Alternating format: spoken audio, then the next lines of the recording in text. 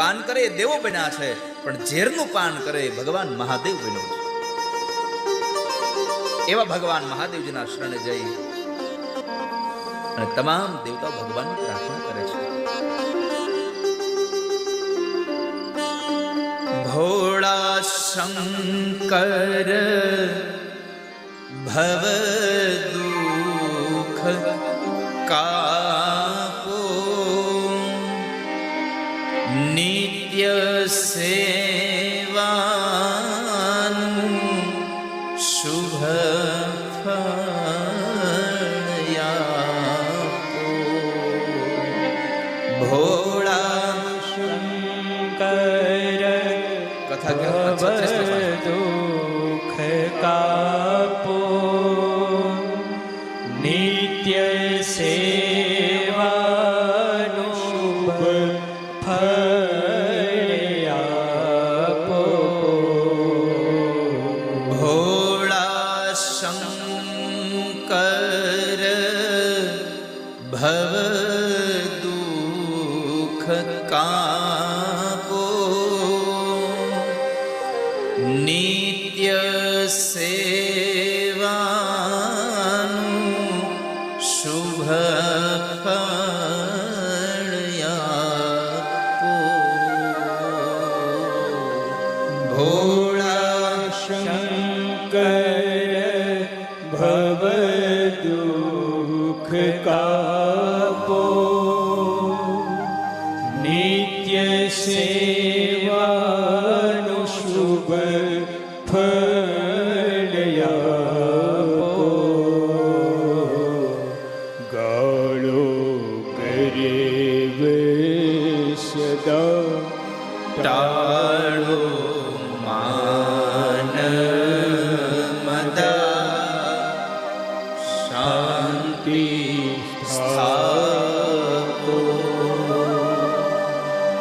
દયા કરી શિવ દર્શન આપો. શંભુ શરણે પડી માગું ઘડીએ ઘડી કષ્ટ કાપો.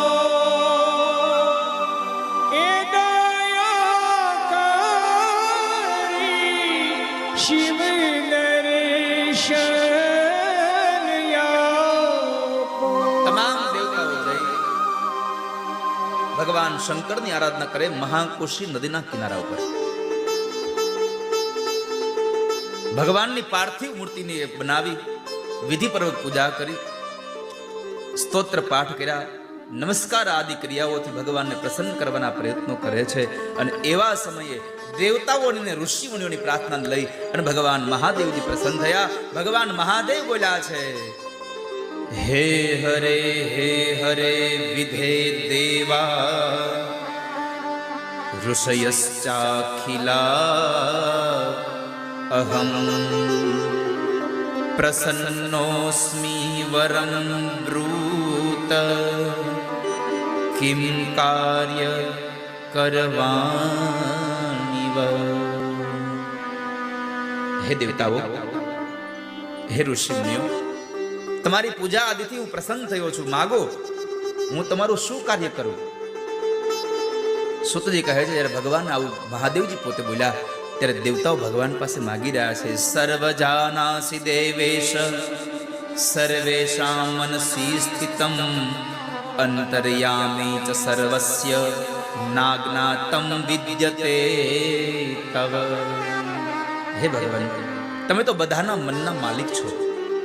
તન કી જાણે મન કી જાણે, બધાના તનની અને મનની પણ તમે જાણનારા છો. તમે આપ અંતર્યામી છો. તમારાથી કોઈ પણ આ જગતનું ક્રિયા કર્મ અજાણ નથી, છતાં પણ તમે અમને પૂછો છો.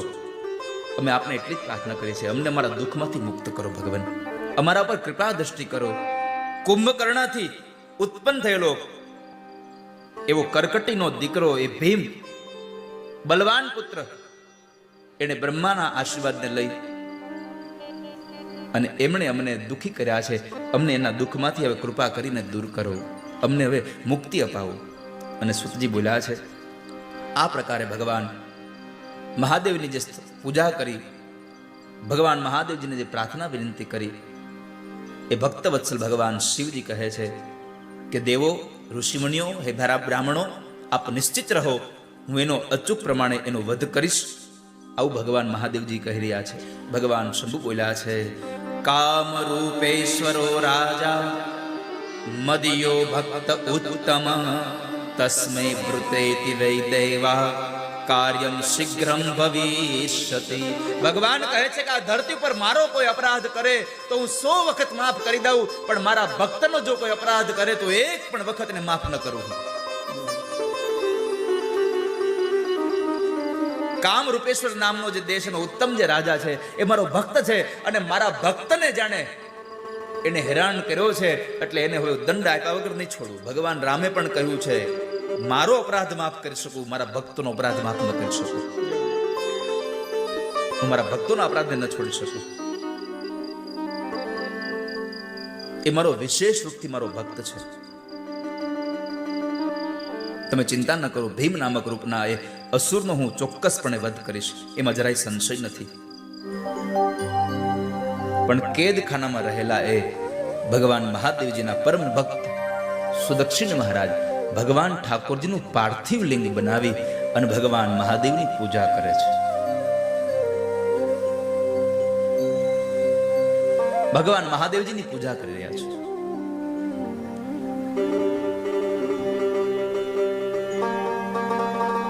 અને ભગવાન શિવજી કે હું આવીશ, એટલે પરમાત્મા શિવ પોતાના ગણને સાથે લઈ લોકોનું કલ્યાણ કરવા માટે થઈ પોતે આદરપૂર્વક જે જગ્યાએ રાજાને કેદ કર્યો છે એની નજદીક આવ્યા છે. પોતે ગુપ્ત રૂપની અંદર છે.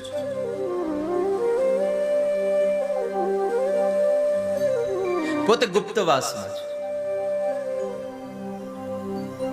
પોતાનો જે મૂળ પહેરવેશ છે, મૂળ જે રૂપ છે, એને અંતર ધ્યાન કરી અને પોતે બીજા રૂપની અંદર આવી અને ત્યાં રોકાયા છે. આવા સમયે પોતે કામરૂપેશ્વર જે રાજા છે એ ભગવાન પાર્થિવ લિંગને પૂજા કરી રહ્યો છે, ધ્યાન મગ્ન બન્યો છે.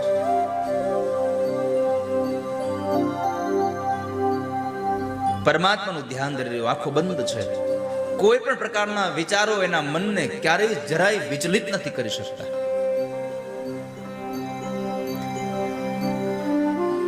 બસ ઈ અને ભગવાન બે જ.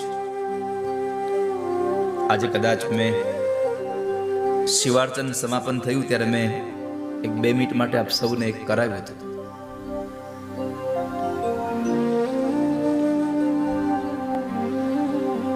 કે આજુબાજુમાં કશું જ નથી મારા અને પરમાત્મા સિવાય. અહીંયા તો એક જ વ્યક્તિ છીએ, હું અને મારો ભગવાન. બસ હું અને મારો ભગવાન.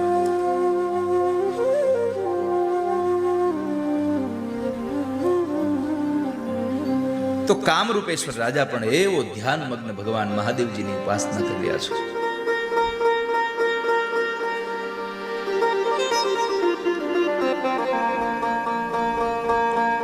એવાની અંદર એક રાક્ષસનું ધ્યાન પડે છે.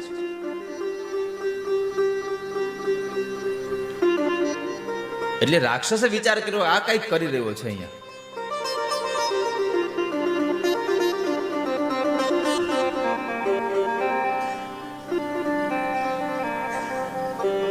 આ અમારા રાજાની વિરુદ્ધમાં કંઈક કરી રહ્યો છે, એના માટે કંઈક ષડયંત્ર કરી રહ્યો છે. એટલે રાક્ષસે જઈ અને એના મહારાજને સમાચાર આપ્યા કે મહારાજ, પેલો માણસ, પેલો રાજા તમારા વિરુદ્ધમાં કંઈક કરી રહ્યો હોય એવું મને શંકા જઈ રહી છે.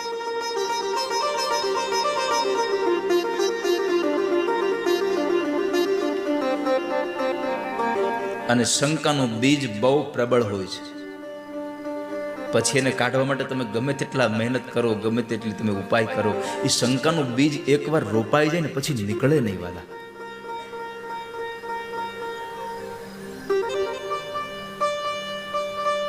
તમને કોઈ માણસ પ્રત્યેની શંકા એક વખત જાય પછી માણસ ગમે તેટલો નિખાલસ બનવાના તમારી સાથે પ્રયત્નો કરે, છતાંય તમારા મનમાંથી એના પ્રત્યેનો એ શંકાનો ભાવ નીકળે નહીં.